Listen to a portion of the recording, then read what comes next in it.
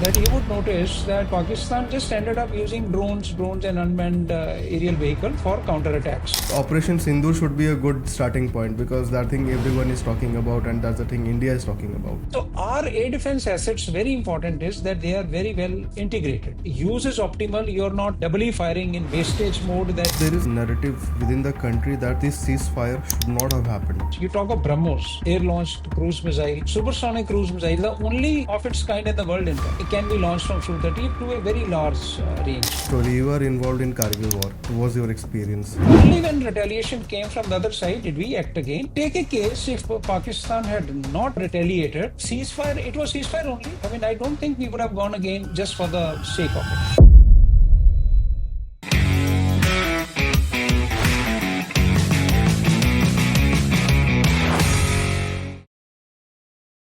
Air Marshal G.S. Bedi sir. Sir, it's an absolute honor and privilege to host you on the iRonik show. So thank you so much for joining us. Thank you. Thanks to you, Mr. Ronik. Nowadays after we retire, there aren't many people listening to us the way they were in service, and we always look forward to this opportunity. And you have given me one. In fact, I should be grateful to you. Thank you very much. Sir, it's our pleasure, and I think I will beg to differ with you. I mean, people are dying to listen to you, veterans like you. So Thank you. This would be our 12th episode with one of the military veterans, and second Okay. with someone from the Air Forces, and audience just loves hearing the military veterans.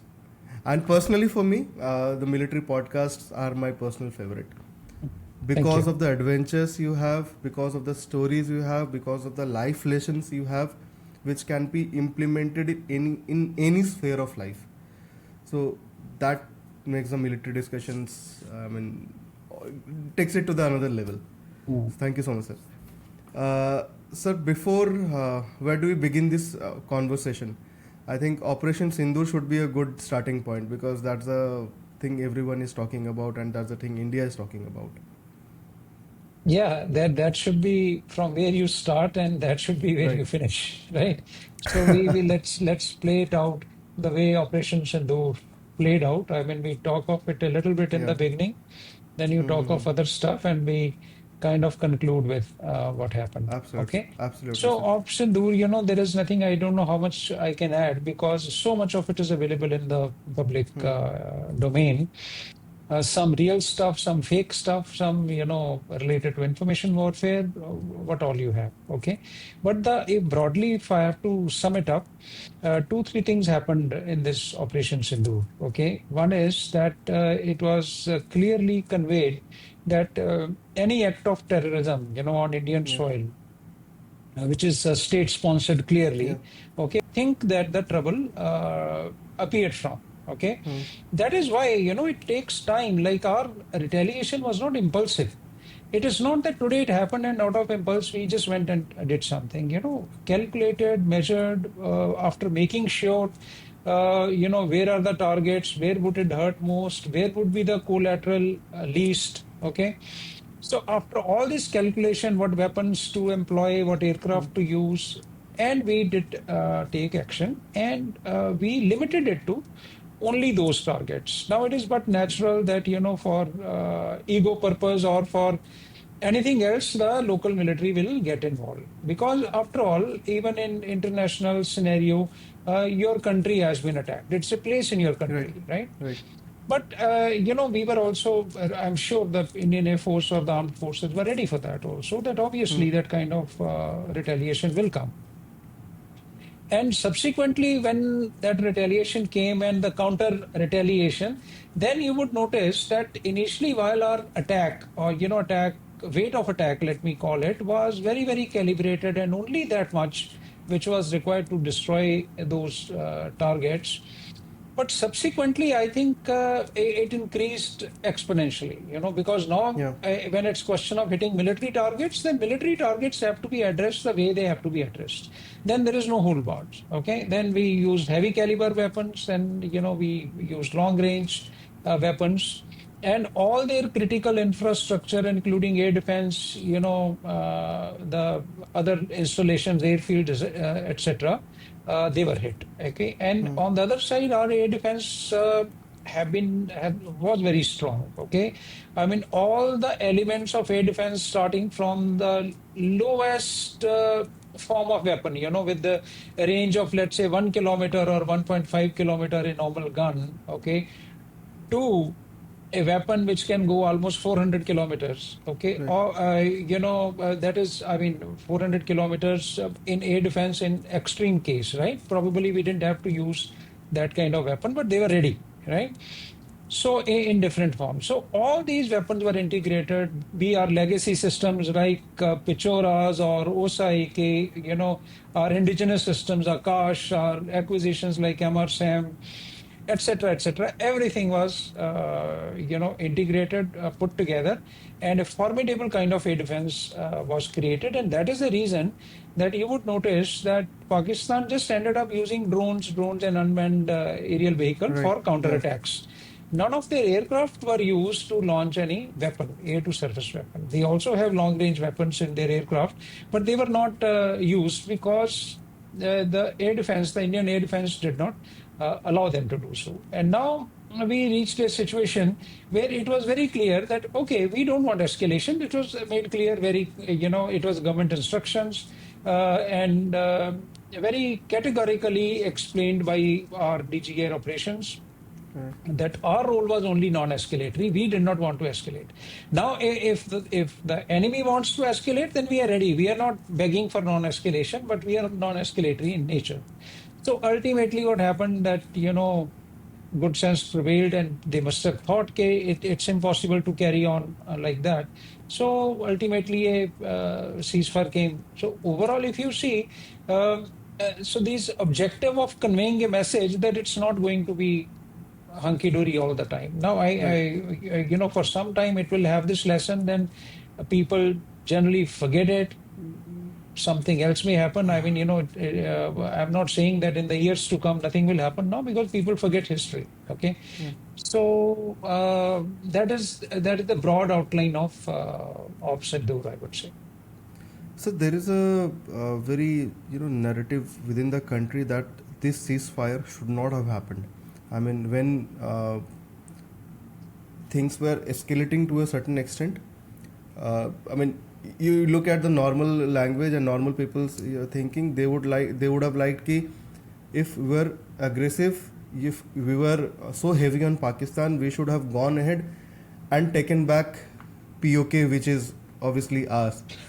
So asking from a military veteran's point of Yeah. view. See, what happens is every battle when you start, it has got some objectives. You know Yeah. that what is the objective? Take 71. Objective was that, okay, you have to, free Bangladesh. Okay. Right. Freedom of Bangladesh was an objective. So when that objective is achieved, you stop the war, right? There were so many Okay. POWs that, that one kind of, there was an end game. You understand? So that objective is achieved. Okay. Come Okay. Kargil, okay. Kargil, there was an objective that those peaks were Absolutely. occupied and we had to get those peaks vacated. So there Right. was an objective, right? Moment we got the peaks vacated, the war stopped. Okay. In this particular battle, if the objective was to occupy POK, then probably it would have carried on. But I think that was not the objective to begin with. The objectives were very limited. If, on one hand, we say that we are entering a non-escalatory war or a non-escalatory battle, then you cannot extend it to say that, okay, in a non-escalatory battle, we will go and occupy POK. Right. Right. It is a very different thing. It's a very Uh, different message we wanted to convey. Not really. Occupation of POK will require your complete mobilization, your yeah. complete might to be, brought, and it will have to be very clear from the beginning. It will be clear that, okay, this is the objective now, that we have to do this. But so this was not the objective, I guess. So yes, there are sentiments, there are emotions. When you are on a ascending note, you want to carry on for some time, but the military minds or the leaders or political leadership or military leadership which is actually involved has to see overall that effort versus payoff or effort versus gain has to remain balanced. You cannot lose sight of that. Okay. So I think what objectives must have been set for our country, they were achieved, and then we had no problem with ceasefire. Frankly, in my opinion, we were always in a ceasefire mode. If you ask Yeah. me, like we did attack on 9 targets. Hmm. Hmm. Say if there was no retaliation, would we have gone and attacked again? I mean, what did No. we do? We kept quiet during the day, no? Absolutely. Right? What did we do? We didn't do anything on the day. Otherwise, you do an attack on at 1:30 in the morning or 2 in the morning. Your next wave should have gone at 7 o'clock. Then next wave should have gone at 1 o'clock. And the next wave, whatever time difference. Or Yeah. there would have been a continuous attack. But what we did do? We attacked, we waited. Only when retaliation came from the other side did we act again. So take a case if Pakistan had not, retaliated. So ceasefire, it was ceasefire only. I mean, I don't think we would have gone again just for the sake of it. I mean, we had conveyed a message, and that's it. Yeah. So one of the prominent faces of Operation Sindoor was Wing Commander Vamika Singh, and along with her Colonel Sophia. So I had the honor and the privilege of meeting Wing Commander Vamika Singh a few days back, Okay. and it was such a surreal experience, sir. I mean, words, I cannot express that in words. It was such a surreal experience, Yes, of course. right? Must have been. I'm sure it's always good to meet soldiers. I myself have Absolutely. the same kind of feeling when I meet young, officers or young soldiers. Anytime. One is nostalgia, because you have lived that Absolutely. life. And one, it is good to see. I mean, we are improving, we are coming up. And it's good to see how these, modern generation, our officers and men have evolved. I mean, they are much more capable than probably we were at their age. Yeah. So always a good thing. Yeah. Sir, we'll talk about Operation Sindoor a little bit towards again. I mean, we'll touch upon it. You spoke about Bangladesh, right? So, you touched upon Bangladesh. So, maybe from a geopolitical aspect. So, Bangladesh during this whole Operation Sindoor and the India-Pakistan conflict, they have been speaking a lot. First, they tried, that we can come and mediate the overall discussion between India and Pakistan. Then there was this news piece wherein they say that if India goes to war with Pakistan, so Bangladesh and China together can take up the entire, northeast. What's your viewpoint on that? No, because this is drifting into geopolitics, like you said.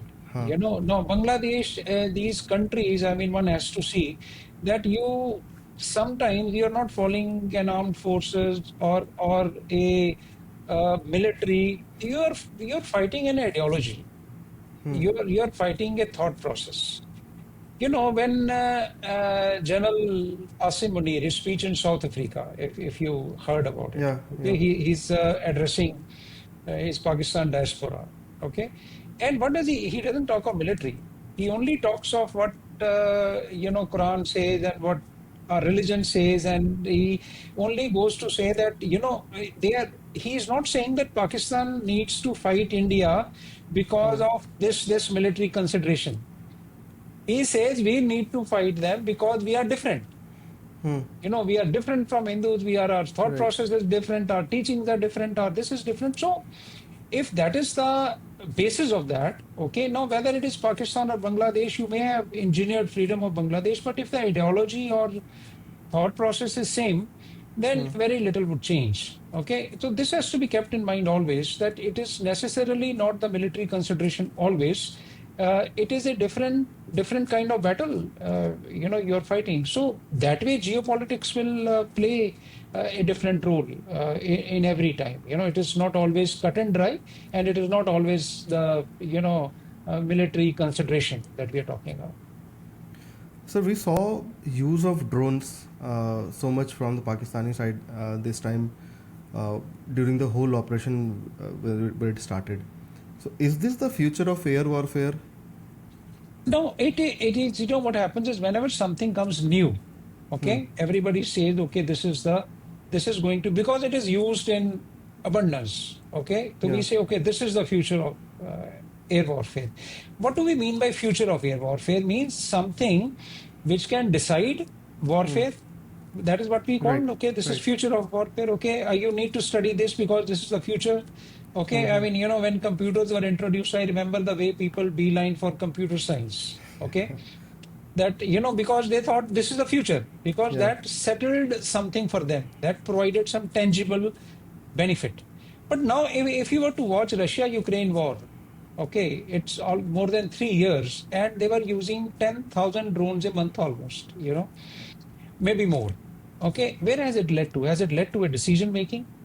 It No. is an augmentative effort. I'm not underplaying it at all. Okay, not that we don't need to invest. We need to invest in good drones, but just imagine uh, aircraft. Okay, comes very costly. We are talking of 200, $300 million. Okay, and here Right. you're talking about a drone of $10,000, $20,000, right? Even on just the pilot who's piloting that aircraft, do we think that the capability can be matched by a $10,000 machine versus $200 million aircraft? Obviously not. It's not possible. No. Be it avionics, be it load carrying capability, be it counter air defense capability. Yes, you can make up with more numbers. You can launch hundreds of them, thousands of them, whatever it Right. is. But now, if you have potent anti-drone measures in place, you can look after them. And my point is, if ultimately you have to end up spending the same amount of money with these, drones only, then what advantage exactly are they providing? Okay, then I might as well use one potent weapon. Yes, they had a role initially that till, unfortunately, why they became so important that people, when they were making drones, never thought of anti-drone measures. They thought that this is not really going to affect me. I'm making only drone as if no one else in the world is making drone. Right. So we did not realize, or people did not realize, that they can come to trouble you also, right? So if that is the case, then what happens is they started overwhelming. They started overwhelming your air defenses. They started overwhelming your decision taking capability, and you were startled. Something has come new. But once you have some kind of anti-drone measures in place, and you know that you can target them, and here also, Pakistan launched drones and a mix of that, Turkish, Chinese, they're indigenous, but very little damage they did. Right. They did not do much of damage on our airfields. They said, okay, we have destroyed this airfield, and we all saw. I mean, Prime Minister was there the next day. Okay, and like so many other airfields, we know for sure. Okay, the kind of the craters we have created on their airfields. Not that they did it. None of the installation worth its name was attacked by them. But yes, they can definitely kill some people who are there in the front line. You send 100, of them, cheap drones, they will fall somewhere. It's like throwing stones, like even a bullet kills you. So if this is a grenade or something falls on top of people, yes, it will kill people. But you're creating sensation. You can say we killed so many people, but are you really achieving your military objective only with drones? And I say again, I'm not undermining their contribution. They are a very good augmentation device, but all by themselves, it is wrong to say that they are the future of warfare, and probably the aircraft will not be required. I think aircraft will always play a role, and whole of the world's industry is investing into making aircraft. If that was the case, we should not be looking at LCA Mark II or MCA or something like that. Then one should be looking only on drones, right? Their survivability in contested airspace is always questionable. You see, in peacetime you can do surveillance. You can do they're a fantastic. The effort with which they can get you surveillance, and very fine surveillance is very, very good as compared to satellites, because they can give you persistent surveillance. They can give you cheap surveillance without really putting your people into harm's way. But in contested airspace, like, I don't think they can replace the aircraft in the near future, at least. Okay. Sir, any combat operation like we had in Kargil or the 1971, or any, for that matter, any war that has happened in the past, it's mostly predominantly on land combat, hand-to-hand combat operations, the gunfights and all that. Now we are seeing the more engagement of Air Force, right? So once we now evolve, when the war tactics evolve, will Air Force play the major role in any war? See, Air Force has always been playing its role. Yeah, absolutely. It's whatever it is. You quantify it as major role, minor role. Air Force has a role. okay, in Absolutely. every situation. So it plays its role. Okay, it depending on where is the battle playing out, it will play its role. If like daily Yeah. LOC cross firing keeps taking place. Okay, so I mean there is no role of air power, so air power does not play any role. But moment a skirmish like this happens, let's say you have to quickly respond. You see, Air Force has got a unique characteristics of quick response. Yeah. Your mobilization takes much lesser time than army mobilization, okay, or Yes. naval mobilization. Okay, it gives you much lesser signature of mobilization than the other forces. Okay, so if you have to give a quick response to an event like this, then Air Force becomes a natural choice. Okay, because it can quickly get airborne, it can quickly hit and hit far, Hit hard. Yeah. hit hard and far, right? Yeah. So that is why you see that in this kind of battle or in this kind of response, Air Force plays not only major or predominant, in fact, all the role. Other forces are required. I mean, your army has to be ready, your Yeah. navy has to be ready. You can't have a situation where you are taking these actions by air and your ground borders are weak. Because Right. you can't afford anyone else to come in. I mean, it will be Absolutely. fatal that you destroy some targets inside and someone occupies your land. Okay, you can't afford that. So all these other forces have their role. What was their role? To formidably guard the borders. So while they may not be visible, they had their role to play, and they played their role. If they whatever air defense guns they had, they were also used. Predominantly, we ended up using long range, air defense missiles, etc. But whichever force had, they used it to the optimum. So every force played its role as was required in that particular situation, I would say. Okay. So now coming back to again Indian Air Force, right? So when we just had the Pakistan the Operation Sindoor issue. So if we compare our Air Force against Pakistan, so I was just reading the news. There was this data in newspaper as well, wherein we have been ranked. Our Air Force has been ranked number 3 in the world, right? Mhm. US, China, followed by India. So obviously that proves our supremacy in the airspace. I just want to hear from you if we have to compare Pakistan's Air Force and Indian Air Force. What is the that huge difference? What is the stark difference that we can notice? See, yeah, what happens is now let me give an example. When you compare these forces, okay, you say, okay, this is forces. Let US is number one force, okay, Yeah. and we say pick up any other air force which is at number 10 or 11, okay. Take a Right. case. Now, when will you notice the supremacy? If it was to be an all-out kind of war, okay. If you had to use all your assets, will it become clear who's got more assets? But let's say it's a sectional battle. It is in a particular corridor where you're not really using all your assets and your application of power is piecemeal. Then it really doesn't matter. Uh, the Yeah. supremacy of Air Force, etc., does not come into play. And the example that analogy I want to draw is, you want to make sure I mean, you want to just find out who's richer. You don't know who's richer. Somebody has got 10 crore rupees and somebody has got 1 crore rupee, let's say. Right. Okay. Now you will come to know who's more powerful only if you were going to buy an asset costing more than 1 crore. Will you realize that this guy ran out of Yes. money and he still has money? But if you're just buying something worth 5 lakhs, you will never be able to make out who's got more money, who's got less money. Both the guys can buy 5 lakhs. The only question will come who's doing a smarter bargain and who's buying a better stuff. Okay, with that 5 lakh rupees, but both of them can spend 5 lakh rupees. Yeah.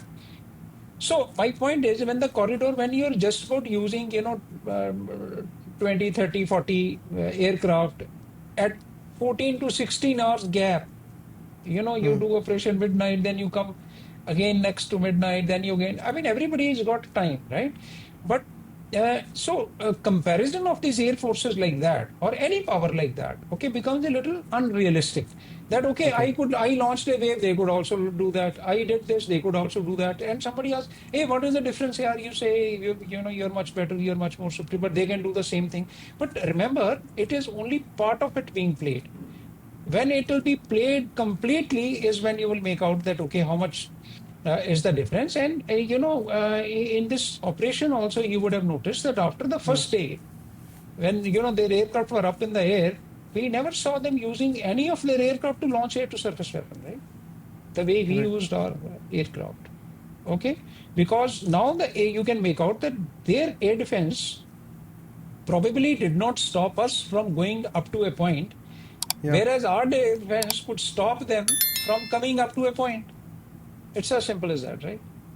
Right. I think during this whole operation, if I have to take the cricket analogy, so I think it was more from a point of the S-400s worked as Rahul Dravid protecting the entire country, and there was all round, we went all out like Virender Sehwag, blasted the bowlers. So it was a beautiful combination what we just saw in the overall operation. So we talk about attack a lot. How strong is our defense?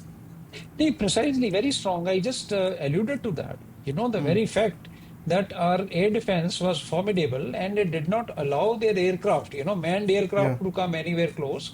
That is the testimony that our air defense, and if you have to count assets, there are multiple of them, I mean, the types. Starting Right. from, like you said, S-400, we have got MR-SAMs, medium range surface to air missile, and we have Akash, our indigenous missile. So there are different ranges. These missiles are there, coming down to guns. Numbers are, probably confidential in nature. Where are they again? Absolutely. But then all types of air defense is available, and more important, just than being available in a chaotic way, they are integrated. Hmm. That whenever forces your capabilities, sometimes they say no, that sum total of different components becomes bigger than them individually added. Like you एक और एक 11 जैसे बोलते हैं ना, like when you integrate, then that is the effect you get. Otherwise, Exactly. something on its Yeah. own, something on its own. It's like any field also. You can have any number of players in a game, okay, but if the effort is not coordinated, you will see that is how the teams lose. Absolutely. So our air defense assets, very important is that they are very well integrated, so that your use is optimal. You're not doubly firing, or firing in wastage mode, that 2-3 people are targeting the same thing, etc., etc. So that is not the way. So that is why I think our air defense has evolved over the years, and it's very, very potent. Okay. So coming to our air defense capabilities, right? When we talk about our fighter jets, now going on to the attack mode. So when we talk about our fighter jets, our helicopters, so what does India's fleet look like? I mean, we obviously had the Indian-made Tejas, we have the Rafale, we have the Sukhois. So what is overall India's capability in terms of fighter jets and helicopters? See, we have a particular number of squadrons. Now our inventory is quite fine. All legacy aircrafts we have retired. Okay, our fleet now comprises state of the art, like Rafale aircraft, Su-30 aircraft, MiG-29, both air defense and ground attack. There are Jaguars. There is LCA, right? So all these aircraft are there. Okay, and their weapon systems are potent, like long range weapon systems. You talk of Scalp missile carried on Rafale, is very long range. You talk of BrahMos, air launched cruise missile, Yeah. supersonic cruise missile, the only of its kind in the world, in fact. Okay, it can be launched from Su-30 to a very large range. Okay, and being it on the aircraft, it further extends its range. Okay, because you can launch from anywhere. Okay. Then we have, weapons like Hammer, we have Rampage, we have Spice. All these weapons give you very, very formidable attack capability. And this I'm talking of expensive precision weapons. Along with that, we are, conventional weapons converted into precision weapons. You have high-speed, low-drag bombs. You have evolved range extension kits on dumb bombs, which can carry them much far. So as far as weight of attack is concerned, there is sufficient available to arrive at a decisive battle, depending on what kind of targets we have in place. And we have decent platforms to deliver them. Yes, more number is always welcome, and everywhere we keep saying that we need more number of squadrons, for double contingency, that should there be China and Pakistan contingency together Yeah. to play out, then yes, you definitely need more numbers. Okay. Sir, I have a very basic question. I have always wanted to know what is the basic difference between these French-made fighter jets and the Russian-made fighter jets? Difference in which way? I mean, their, yes, philosophy is different. They Hmm. use different. See, any aircraft in the air, it has got a purpose, right? Okay. It is purpose to fight. I mean, it should Hmm. be maneuverable, agile. It should be Yeah. able to look after itself, and it should be able to take on the enemy. So for which it must carry long range radar, long range missile. It must have a good electronic suite, okay, to look after itself, and it must be able to launch those long range weapons. Okay. Now, all the countries in modern aircraft try to achieve these combinations. Okay, some achieve a little better, some achieve a little less. Now, what happens is Russians have been following a particular philosophy. They work on that line, and probably Westerners, you call it UK or Americans or France, they had Hmm. a little different philosophy, to make, and probably ergonomically they may come, little better, to look at, to fly, to comfort wise. But Russian aircraft are not bad. I mean, Hmm. they are also very, very capable. So a direct comparison one to one, is not in place, but it suffices to say that while there may be operating philosophy difference into the way information is displayed to you, the way they can talk to each other, etc. Because now, Western aircraft, you must remember, uh, are operating under NATO. Okay, NATO Right. has a common something called like Link 16, they call it, It's a virtual network which connects you all. So now if NATO is operating on that link, then all aircraft under NATO countries are kind of interoperable. Hmm. They can operate with each other. Okay, but it is difficult to integrate a Russian aircraft in, with a Western aircraft. So countries have to work harder for that. So when we have let's say if we had a only Western fleet or only Russian fleet, then this integration probably could be cheaper. But now our geopolitical consideration is what, that you cannot put, they say, all eggs in one basket. Hmm. Hmm. You can't be dependent only on one particular person till we develop our capability. I think I'm just waiting for the day, and I must see it in my lifetime, that where Indian Air Force is flying like any other air force, okay, its own aircraft. Hmm. That is when you can proudly say that, okay, when, this combination, when we say third largest air force or fourth largest air force, Yeah. when we have our aircraft, like America flies its own aircraft, Russia flies its own aircraft, China flies its own aircraft. Okay. So we should also be flying our own aircraft. So we should have a, fleet of MCA, of LCA Mark II, Mark I, Mark A, and whatever more has to come. And that should be the day to look at, our own Absolutely. Someday. weapons. Yeah. Yeah. Someday. Very soon. Very, very soon, I believe. Okay. Okay, sir. So talking about, I mean, the machine is as good as the person riding it, or the pilot that we have, the fighter pilots that we have. So I would really request you to help me understand, help the audience understand. So there is air forces now. There are helicopter pilots who are typically, I would believe, uh, rescue operations. They go for the rescue operations. Then there are fighter pilots who are typically for the attack operations. Overall, how do you differentiate, and who goes to the rescue operations, who becomes a fighter pilot? Can you please help us understand the overall flow? Yes. See, what happened is when we train, we all train together. Right. Okay. There are 100 pilots. Let's say they start training. I'm just picking a number Yeah, for absolutely. easy understanding. Okay. Then 100 people are trained together. Okay. Now there is initial filtration takes place. Means everybody is not made for aviation. It has got nothing to do with one's capability. It is just that you are not made out for that job. Probably. I mean, you're not cut for that, right? So it is made out that you can't fly. Now, let me bring out a difference here. Why is it that nobody goes out of civil aviation? Today, you go and want to become a civil pilot. You just need money. You can carry on training, you do that license, you sit on an aircraft. They will carry you flying as a first officer if you don't improve for your life. Okay, you don't need to upgrade to captain, for example. If you're happy with that. Okay. Air Force cannot afford that. Air Force Absolutely. needs progression. Air Force needs that you must be able to learn this much in this much time. And if you do not show that uptake or your ability to improve at that rate, then we feel that okay, you are probably not made for this. That same person may be very good in computers. Okay, I mean these computer engineers fascinate me. The way if earlier I remember when I got my desktop, okay, and that person had come to set it up. I was flying aircraft then, but it was more fascinating to see him operating the keyboard.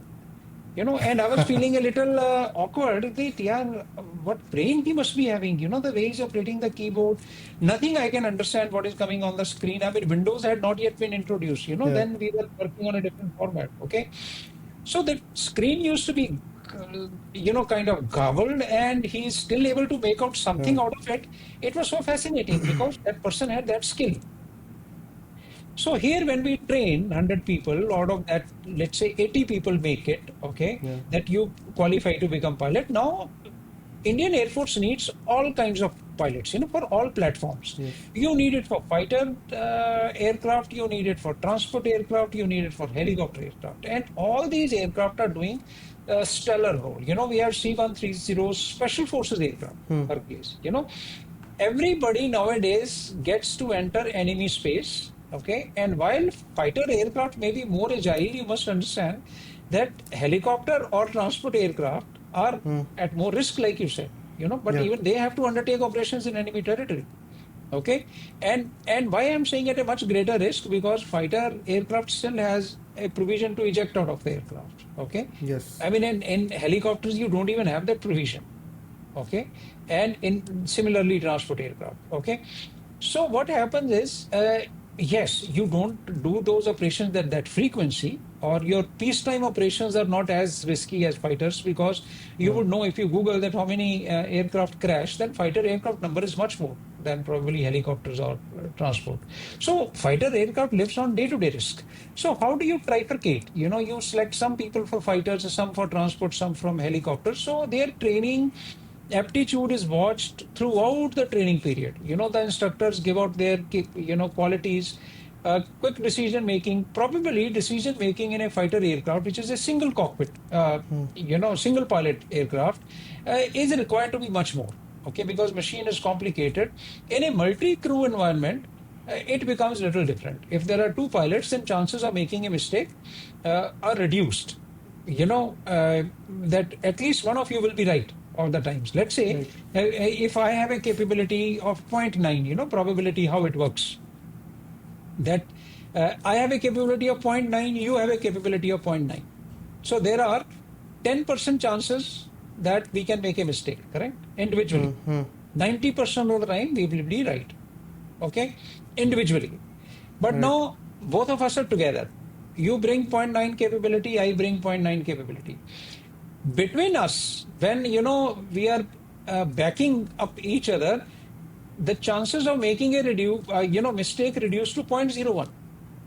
So 99% of the time we will be right. This is how simple probability Yeah. works.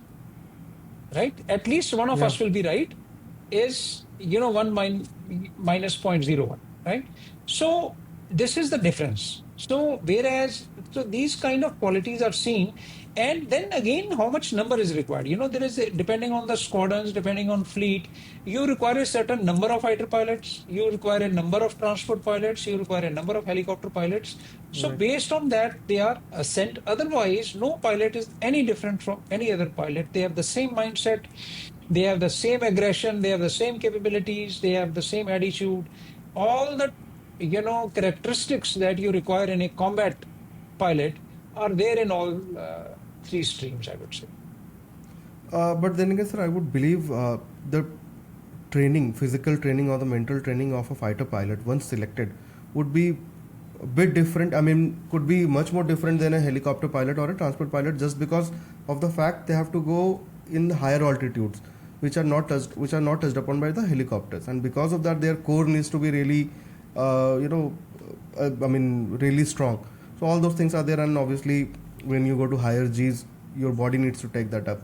So for that, we have. I won't go deep into that because we already had the discussion. I would just like you to help us understand what is the difference in the training of a fighter pilot. No, see, what happens is nowadays, like this, probably I would say little old concept where people Hmm. had but training because they were required to train for a physical. Hmm. They were Hmm. Hmm. gyms were very, very remote. I mean, when we were youngsters, I didn't grow up in this multi gyms or these Right. things. But now every squadron practically has it. Okay, and there are civil has got so many gyms. Hmm. So people now want to remain fit just to want to look good. Yeah, youngsters these days. I mean, civil Yeah. may so many people, they don't fly aeroplanes. You go to a gym, I mean, they're full. You don't get membership. Who are these people gymming in these places? Or everyone wants to look fit. So that trait of fitness is the basic thing in everyone now. But requirement of training, yes. That G forces that you talked, one Hmm. major factor, altitude, not so much, I would say, but G factor is one major, G force is one major factor which fighter pilot has to go through quite a bit and very Yeah. frequently, and very large G forces which are not even permitted in transport aircraft. You have seen, all of you have flown in airlines, transport aircraft flies just like that. Okay. So it's a very benign environment, very gentle maneuvering, very straightforward kind of thing. Whereas fighter aircraft maneuvering is very harsh. Okay, and your situational awareness required is of a different kind. So that is where that physical training assumes a little importance. That I would say, whereas a transport or helicopter pilot, while he wants to look good, still may have a choice not to train so much. A fighter pilot nowadays with high performance aircraft actually does not have that option. He has Yeah. to train himself if he wants to take those courses. Okay. Sir, now coming back to your story, you were involved in Kargil war, right? What was your experience? Kargil war was very different experience. I was a squadron leader Hmm. then way back in 99, posted in Srinagar. Okay, and I've talked about it at many Right. places because that is one place which I lived through. Okay, and Hmm. if you Hmm. take the recent operation, that was an extended operation. Almost ran through 2 months plus. Okay, and I flew 25 live missions. Okay, and I got a Vayusena Merit gallantry medal Yeah. for that. Okay, so now what happens is what we experienced in that place, that okay, we also got into that battle little unaware, like those infiltrations came to be known a little later. They were formidably occupied. It was not easy to get them Hmm. vacated, only Hmm. through ground action. Then Air Force came in. Then we had a little setback. We lost our two fighter planes and one Right. pilot also. Okay, and then we lost a helicopter with all its crew. Okay, so these initial things were a little unsettling. Okay, but when the things settled down, when we got our act together, we managed our attack profiles. We started going at night, etc. When we got our act together, then it was a question of time, and it was. Now, how should I say? Good fun. Fun is a wrong word to use, but I'm saying Hmm. it was excitement. It was that you had a job to do, you had a purpose, and everyone was absolutely charged up. I mean, you should have seen the environment in Srinagar and at every other base. Srinagar activity was the Hmm. maximum. Otherwise, all our close by airfields were activated. But Srinagar being the hub of it, everything used to happen there. Major briefing used to happen there. And the whole country came together. What I saw in that time, there was not a voice of dissent. Absolutely. The Yeah. be it entertainment industry, I mean, just on the lighter side, the number of Bollywood actors and actresses we saw during that period is not even funny. No one would have seen. It's and people were all youngsters. They would just very gung-ho. I mean, very different environment and atmosphere, and that is when you realize that this is what you join the forces for. War is a bad thing; it should not happen in your defense forces. But when it happens, then you see people living up to it, and even in those stressful circumstances, your spirit is not dying down. No one is shying away. In our squadron, there used to be fights that who will go for the next mission. That he did more mission than me. He did last one. I could not go. I mean, it was, it was something spectacular to watch. Okay, so that is what it was. One second. Yeah. Okay. So that is how it was.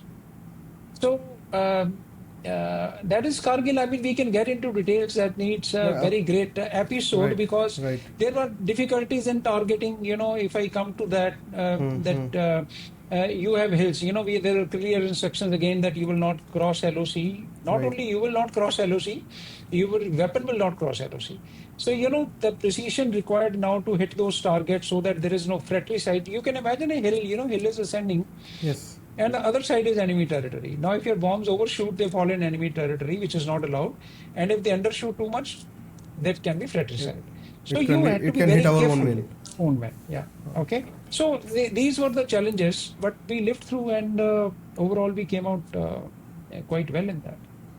I think your overall Kargil experience has to be a different episode altogether because Absolutely. it's Yeah. a very long discussion, and that also gives us a chance to invite you again. Yeah. Thank you. Yeah. Okay, sir. So on a very lighter note, I mean, in all the movies that you see talking about the Bollywood movies. So if you look at Army and then you look at Air Force, Army people will talk in Hindi, but Air Force people will be shown as talking in English. They will have their own swagger. What is the ground reality? Now, okay, let me see the combat. What happens is when we come to combat, okay, it is no swag or something. It is professional requirement. Okay. Okay. What happens is you are flying aircraft. Okay. You are communicating. There are ATC procedures. Okay. This is how an aircraft communicates internationally. Same way, all aviators speak English. It is when you pass radio telephony tests. Okay, you have to pass that RT calls, radio telephony calls. Now imagine someone going from here to America or to France or to Russia or to this. What language do you communicate in? English Yeah. is the standard language. So this becomes an aviator's language because it is a professional requirement. Nowadays, when we do exercise, multinational exercise, what language will you communicate with? You are briefing. You are, doing so much. And also because Air Force being a little technical, Yeah. more technically oriented. There are aircrafts now. I mean, we started making LCA now, but we have been purchasing aircraft. In what language will that literature come of those English. aircraft? When you say Mirage 2000 or, Russians, now Russians are independent. They make, China is independent. They make their own aircraft. They can afford to generate literature in their local language. But even when I buy a Su-30, the literature is translated for me. It comes in English. They cannot translate it into Hindi and give me. No, we will have to make our own aircraft when we start making, LCS and MCAS. We can probably create pilot's notes in Hindi, but till now they are not available. Technician, he has to solve a particular glitch in an aircraft. What is the maintenance manual written in? It is written in English. Okay. You are looking for a basic qualification for an airman. That he should have this technical diploma, or you are training him. What is all that medium of instruction in? It is not out of choice. It is out of compulsion. That medium of instruction is English. So when your professional requirement is a particular language, you have no choice but to develop more familiarity with that language and end up talking like that. Army, on the other hand, is more vernacular. Like, your regiments, your people, your equipment, your etc. People join, from different diaspora, demography is different. So the instructions or the parade, etc. are invariably in Hindi because they have to communicate very quickly at soldier level. They cannot afford, they have to use the language which that soldier understands. And it is your own soldier in a war. They are not going to interoperate with someone else as of Hmm. now. Hmm. They have also started doing international Hmm. exercises, and that is where they would have started, you know, uh, doing that. But Bollywood, when you see, I think more than army, it's not that army is not using English. All the briefings which we attend with army are all in English. Okay, Okay. the now the problem, because that is how I mean Hmm. wider things happen when you're talking of a weapon system, when you're going to talk of something, it just comes naturally that way, right? Bollywood की जो आप बात कर रहे हैं, Bollywood uses Hindi because the audience understands Hindi. I mean, they are making a movie for that audience, Right. and so much so that Bollywood, even when showing an aircraft, you see fighter movie, even when two pilots, Indian pilot and Pakistan pilot, they show, no, which is actually beyond reality. I mean, it's just a fiction. Even when they're talking to each other, they show them talking in Hindi. मैं तुम्हें देख लूंगा, तुम फिर आ गए, तुम ये है, तुम वो है. I mean, nobody talks in aircraft like that, but they are forced to use Hindi medium because audience loves Hindi. They want to see a Hindi movie, has to have Hindi in it. So ऐसा कुछ नहीं है. I mean, it is not like you said, swag or something. It's not because of that. It is purely professional requirement that you end up using a particular language. Sir, any favorite movie, Bollywood or Hollywood? Your military-based movies or Air Force-based No, movies? you see they are all good. They are made with a purpose. Okay, Huh. they are made with a purpose because they arouse so much of Yeah. patriotism. They arouse national feelings. So they obviously can't be made into documentaries. No, If I obviously not. start picking right and wrong, then if it only right has to be shown, it will become more like a documentary. Yeah. Okay, so a little bit drama, a little bit that thing has to be induced, which is fair enough. It is called poetic license. Okay, so fair enough. Okay, but favorite, if you talk of my all-time favorite, I think it was movie Vijeta. Maybe I was young then. Okay. I don't know whether you heard of it or not. It was made Uh, in 80s. Nana Okay, Patekar, if I'm not no, wrong. no, no, no, no, no, no, no. It's an Air Force movie. Vijeta and Shashi Kapoor's son has acted in that. Okay. Okay. Okay. Okay. I So don't that recall, sir. I will have to watch it. yes, so that is the movie which comes closest to the reality what happens in the Air Force. Okay. How a cadet trains, Hmm. what all does he go through? What is a spin exercise? What is, very brilliantly made. Okay, because in that its son Kunal Kapoor, I think is his name, if I recall it right, very very realistically plays a cadet. He is not shown as a top of the line. He's not the Hmm. best cadet in the academy.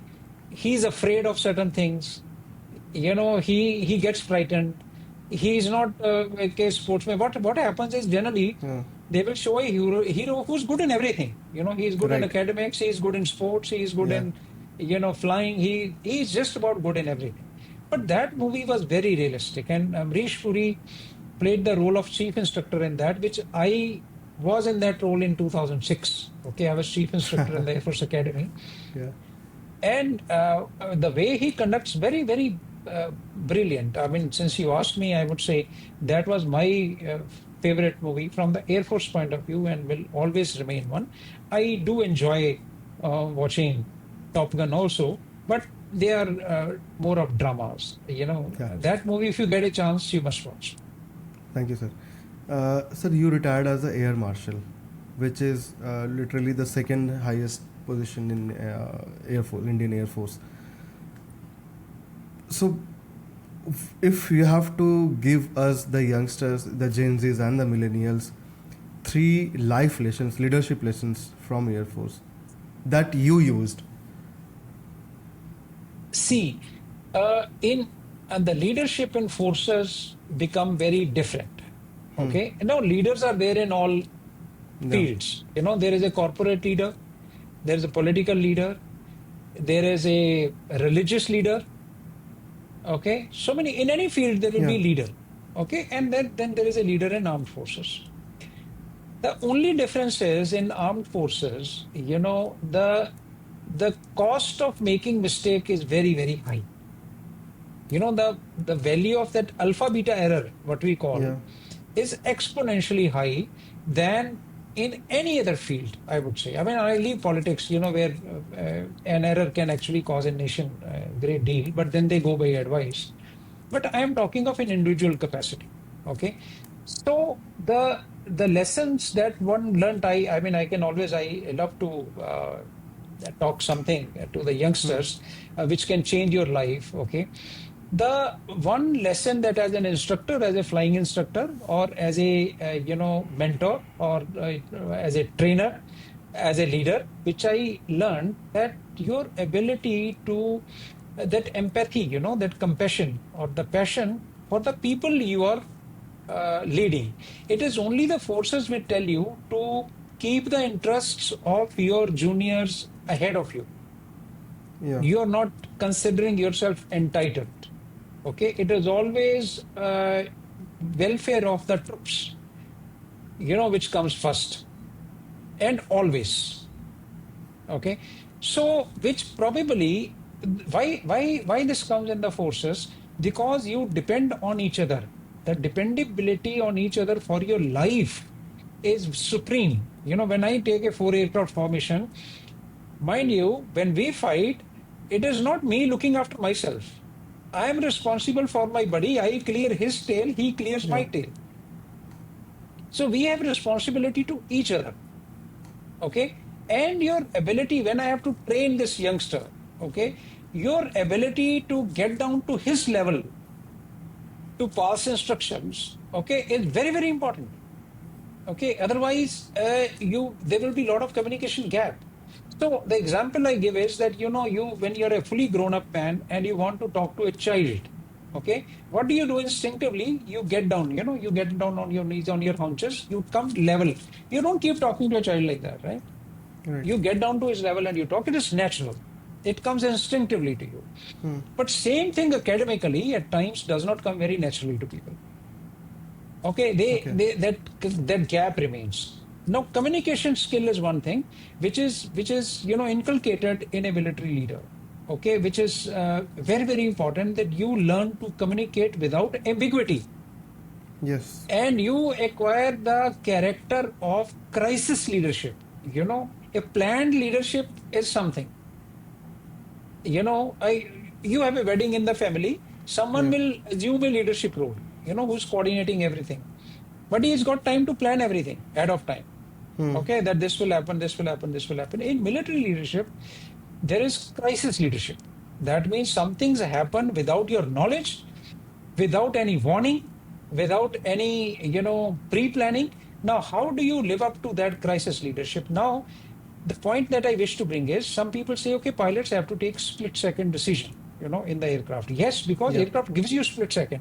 Okay, there is no doubt about it. It's moving so fast, and but what happens is, you are not gambling. You're taking decision. It is not that I am taking decision by tossing a coin. Yeah. That decision is made on years and years of training. So my body is hardwired. My brain is wired with that training, with that knowledge, to take the right decision. Trust me, unless you put knowledge in your brain, you cannot decide. Unless you tell someone that 2 plus 2 is 4, he's not going to know about it, right? You will have to train. This is Yes. what the debate in AI, artificial intelligence, is all about. That what does AI do? You will have to feed in data. It is data driven. So your mind, which is intelligent and not artificially intelligent, has got so much of data. You have to provide it data. I have to read my pilot's notes. I have to read it again and again. Let me give you an example here. And since you were talking of movie, I mean, if the time permits, you can include. Yes, Or please, please. okay, there was a movie by Sanjay Dutt. Okay, I have a small clip in my some times I play this second version of his Munna Bhai. That in which he meets Gandhi, etc. Have you Lage seen raho that Munna movie? bhai. Yeah, yeah, Lage yes, Raho sir. Munna. Have you seen that movie? Yes, sir. Okay, Yes, in sir. which Gandhi comes and talks to him. Yeah. Correct? Because he's reading about Gandhi. Now, towards the end, where that professor comes, where he explains, okay, what is it? Why is it happening? So Yeah. he conducts a short demonstration. He says, okay, आप इधर आइए, आप गांधी जी आपसे बात करते हैं, मैं आपसे 3 क्वेश्चन पूछता हूं, आप Right. गांधी जी से पूछकर बताइए. So he asks him, आपकी माँ का नाम क्या है? Now he invokes Gandhi, they show Gandhi, and he asks Gandhi, कि आप माँ का नाम क्या है? Now Gandhi is quiet. He's not telling. And he's telling कि come on, इज्जत का फलूदा हो रहा है, ये है, वो है, बताओ बताओ. फिर उसको पूछता है, आपको महात्मा का खिताब किसने दिया? Then he asks, किसने दिया? Okay, then he says, one more question he asks. Okay, Yes. I mean, I forget, where did you start some movement, etc. Okay, or so he asks him, he doesn't know.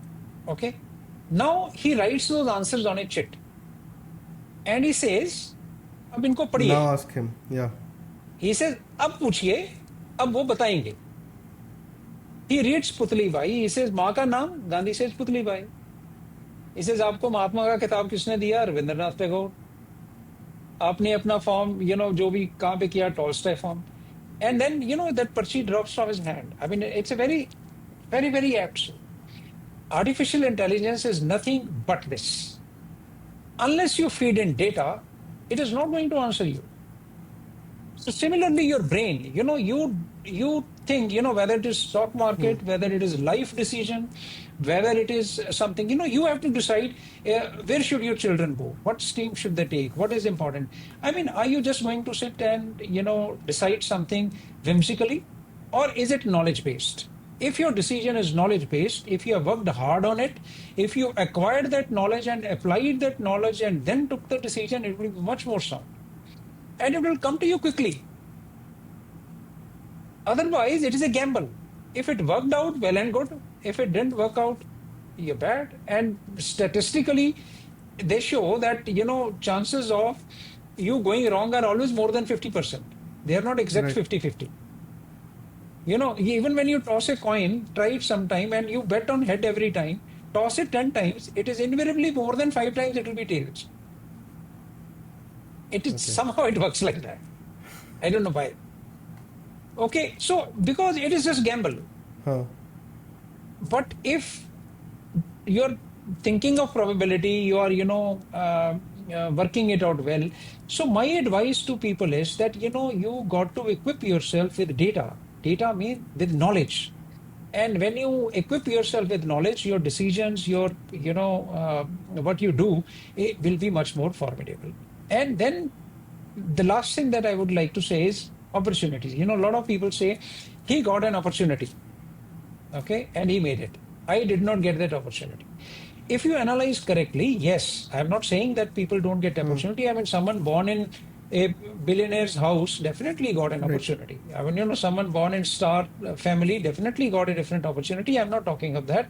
I'm talking of opportunity between two equal people.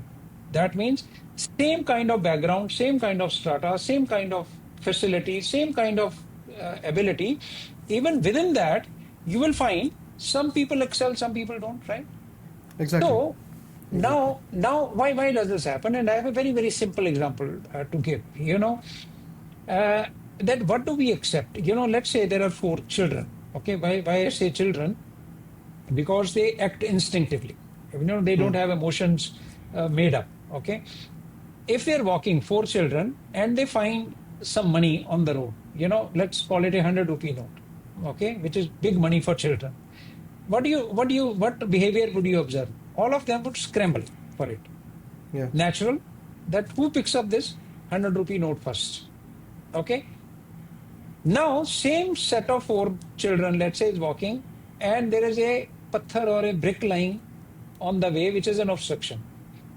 Very rarely you will find all 4 of them scramble to remove the brick from the way. They will all look at each other and someone else will do it. Yes. Right? The problem in life is that these 100 rupees notes, which are opportunity, are not lying open on the road. They are all lying under some bricks, which are challenges. The person who gets used to going first and removing the brick is going to find that note. Wow. And the other 3, they just wonder that how did he find this note? He did not go for the note. He went for the challenge. Right. But in that challenge, he found the opportunity. Other 3 were not going for the challenge. They took challenge as an obstruction. They took that challenge that it is an additional work for me. Why should I do it? Someone else will do it. But if someone was used to pick, not that every brick he picks up, he is going to find a note, but he is not deterred. Every time he sees a brick, he's used to moving it away because he thinks that I must remove this brick. Right? I mean, he's doing that. Yeah. His thought is that this is bad, I must remove it. This challenge, I must meet it. So when he gets used to removing these bricks, out of 10 attempts, he will find 100 rupee note about that. And now, all these three people, which were feeling good about that every time he goes and throws a brick, he says, oh, ye kar hi raha hai na, why should I do it? And next time a brick is lying, everyone looks at him only, कि ये कर देगा. Why should I do it? But वो करते करते, there will be a big opportunity somewhere, which now this one guy will get and others will not get. So you got to get used to accepting challenges because opportunities always come hidden in challenges. That was beautiful, sir. Sir, I have one more question with you, and this is related to you. I mean, before you joined the Air Force, when you were a teenager probably, and the person that retired as the Air Marshal of Indian Air Force. So obviously, I mean, a teenage and there will be a lot of difference. But what is that? What are the 2-3 differences in terms of mentality, in terms of personality that you see that Air Force or the military adds on? Oh, the whole lot of qualities. You see, what happens is, one is that military, makes you a different person altogether. It gives you have the talent, and it gives you, like I said, opportunity. Okay, learning flying was not easy. And another point now, since you asked, I would like to make that people have to understand that how to bring out talent, that hidden talent, what they say, a good teacher can make out a talent, or you need a master to see this talent. Talent is not what you are doing. Talent is what you can do. You are looking at raw material, जो parkhi hota hai na, like he has to look at the raw material. Anyone who can pick up a good raw material is going to make a more profitable product rather than someone buying a finished material, right? Yes. He has to work on that. He knows that this can turn into a good product. If you talk of my case, okay, when I was a youngster, I learned how to fly an airplane before I knew how to drive a car. Okay?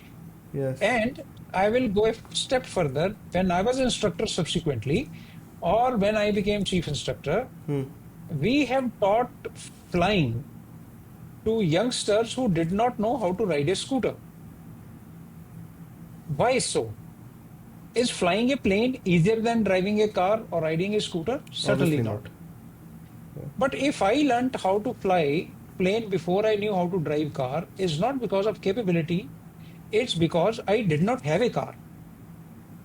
Yes. And similarly, the other person did not have a scooter. Otherwise, he would have known how to ride a scooter. When I got a car, I learned how to drive a car very easily. So if I had this car at 10 years age or 16 years, whatever age you are permitted to drive it, I would have driven it. But it is just that I didn't have it. But I had the capability all the way, because when I was put into an environment to become a pilot, I did become a pilot. And I mean, if it's not considered a bit of bragging, I mean, I saw aircraft in my life for the first time when I landed up in Air Force Academy. I had not even traveled in a civil aircraft. Okay. And I passed out in my course with Best in Flying trophy. Wow. So you can imagine, I mean, there were so many people. There were people with much more influential backgrounds. I mean, I belonged to a village in Amritsar. We had farmland. I mean, my upbringing was very, very average and, moderate kind of environment. But can you imagine the talent of that place? And after that, God has been kind. I mean, luck probably plays a part. And once you get success, once you get Best in Flying trophy, then it's like tasting blood. Then you always want to excel. That is why with children also they say you must work hard on your children to help them excel just once. Hmm. If he excels just once, he gets used to excelling every time. Right. If he gets used to being the last kind of guy, he gets used to that also. Okay. Absolutely. So my point is that when I see a youngster, I always see an opportunity in him, a talent in him. You don't know what kind of talent this person has. And services is a fine place where talent can meet an opportunity. Otherwise, a lot of people have talent, but they don't get the opportunity. You see these reality programs, there are fantastic singers, etc. You come Right. across. I mean, I love hearing them. But the fact is that somewhere, talent has not been able to meet the opportunity. And, like those platforms came where talent can meet the opportunity. And services have been doing this from ages, where talent can meet the opportunity. So Air Force reformed me completely. I cannot imagine myself to be in this particular state if probably had I not joined the forces. I would have been a good human being. I would have probably done well in an other format. But I know my classmates. I know my peers. I know people there are. I find myself very, very fortunate that I chose this path, managed to succeed in this path, and reached where I reached. So, I mean, that's in a nutshell about me. Thank you so much, sir. Uh, Sir, I have just one question. I have asked this to multiple other, Army veterans and the Navy veterans. How much of a role you just spoke about luck, right? So, how much of a role does luck and spirituality play in the armed forces? See, luck you believe in luck, one believes in luck, one doesn't believe in luck is a different matter altogether. Spirituality or religion, they are a matter of much debate. But I would say spirituality means it's a way of keeping your nerves calm. Yeah. You know, you always need some shoulder to cry on, which may not be physically available. Okay. So, what happens is you are down, sometimes you're low, sometimes you're high. I'm low because of something. Let's say I'm youngster. Okay. I'm low because of something which I can't share with friends or I can't share it even with parents. So I'm low. Okay. What do I do?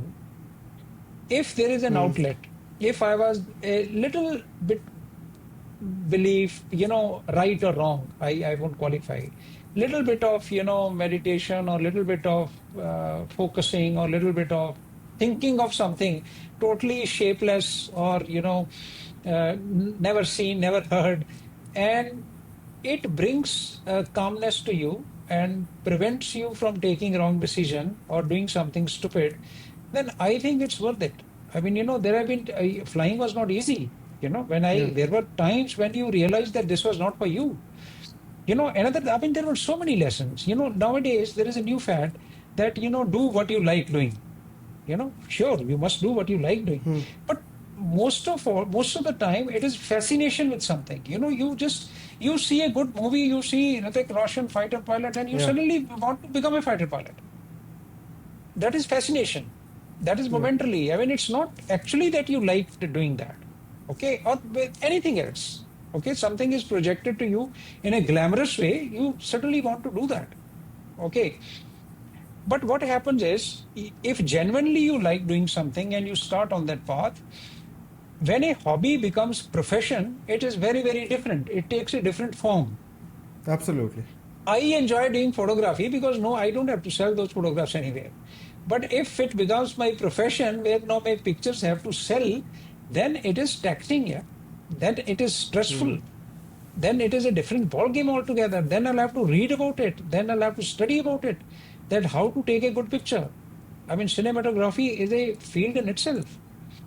So what happens is there are those stumbling blocks which come in between, where you will always reach, and it is I can bet every youngster or every person who's growing, he starts doing something that he likes, is always going to reach a phase where he thinks this was not for me. Maybe I didn't like doing it. And he will drop it and he will start something else. Right. And it will be the same story there also. My only advice is that give yourself a chance. You started doing something because you liked it in the first place. Yes. Nothing much would have changed in that. It is just that your inability, what you thought that it would be easy to handle, it is not easy to handle. Give yourself more capability, give yourself more time, work hard on that, and you will start liking it. Frankly speaking, there was a time when I thought that flying was not for me. I mean, it is so difficult to get it. So, under those circumstances, one is that one just gives up, Yeah. or I just have, let's say, if there was, I mean, let me, come down from God or spirituality a little below. Take a case, a normal example. We are talking of Air Force. Let's take the case of an Air Force. That I am feeling very low, I am down, I think I can't do that. And at that stage, like you said, an Air Marshal. If an Air Marshal was to come and tell me, hey, youngster, don't worry, I am there to look after you. Things will be all right. Absolutely. What do you think will be my state? I will be suddenly charged up that, oh, someone so big is at my back. I don't have to worry. So moment that stress is gone, moment that fear is gone, you would automatically start performing better. Not that he is going to do anything for you. You automatically would start performing better and you will develop a faith that probably he has helped me. But it is you have helped yourself. He was just a catalyst who came and gave you some encouragement that don't you worry, I am there for you. I am there to look after you. Right? So you go ahead. So now every time that Air Marshal is not there in person, no. So I need somebody who can give me that feeling, okay, don't worry, I am there for you. And who's that? Who's there for you? Is your belief, is your faith, is your, whether it is logical or illogical, I won't get into that. Okay? Because I'm not using it to harm anyone. I'm just using it to sustain myself. Right. And if it helps me to sustain myself and takes me a few steps further, rather than just getting embroiled in pure logic and, getting frustrated, then I think a little bit of it is worth it. I mean, that's my personal thinking. I'm sure people may have their own Absolutely, sir. opinion. Sir, thank you so much. It has been a wonderful and enriching experience personally for me, and I would think that audience will also learn from it a lot.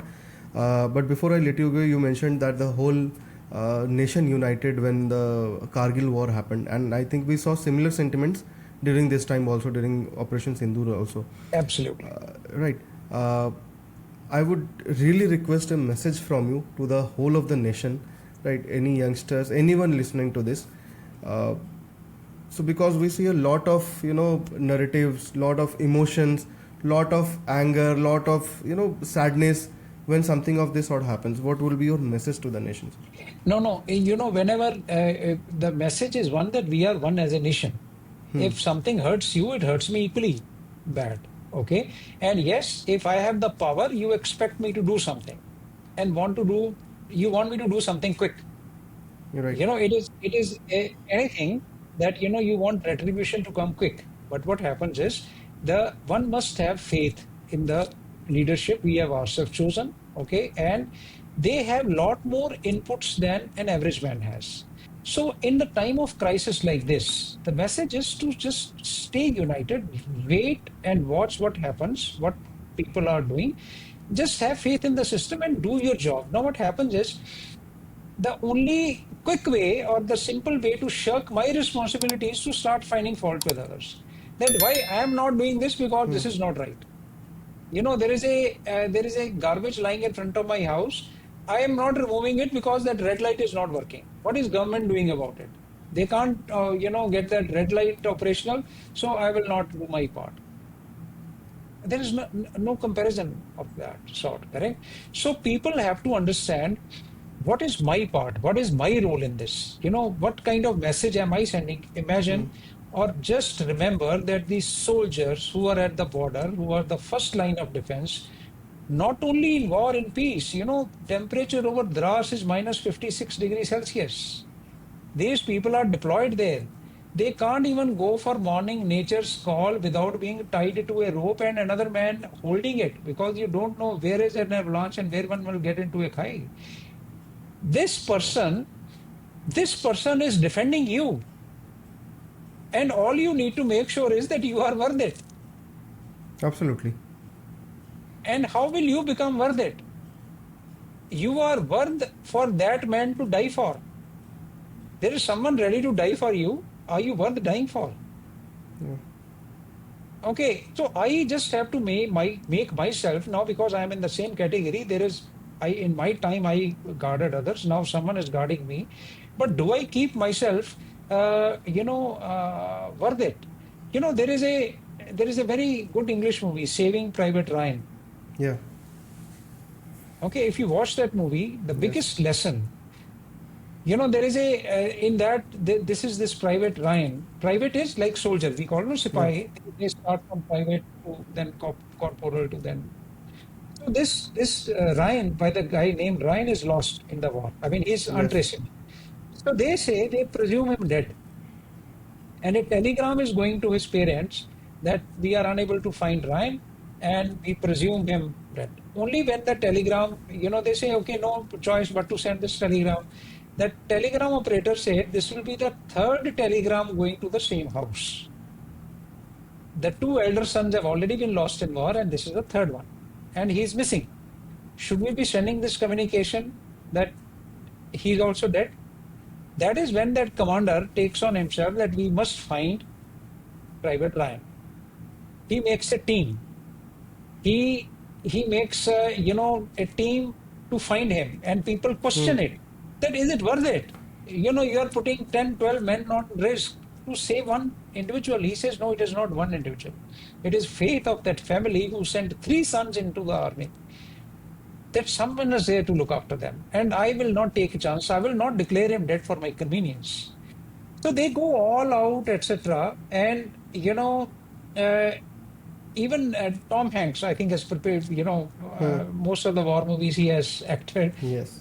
He's dying, and he meets his Private Ryan. Finally they find him. And he says, when you go home, and he tells them this, he says, be a man worth dying for. That we dying for you.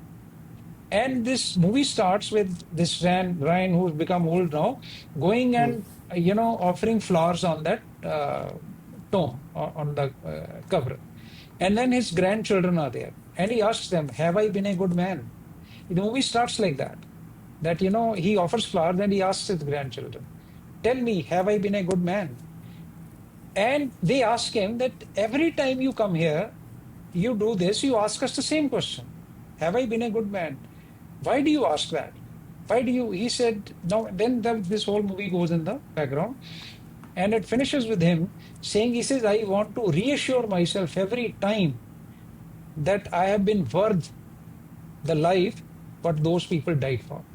I think this is the single most message to every citizen that, when you behave, when you act, when you do something, you just Hmm. got to ask yourself a question that there is someone dying for you. Are you worth it? I think that Thank should be it, right? Thank you so much, sir. I think that was a beautiful ending to this beautiful conversation.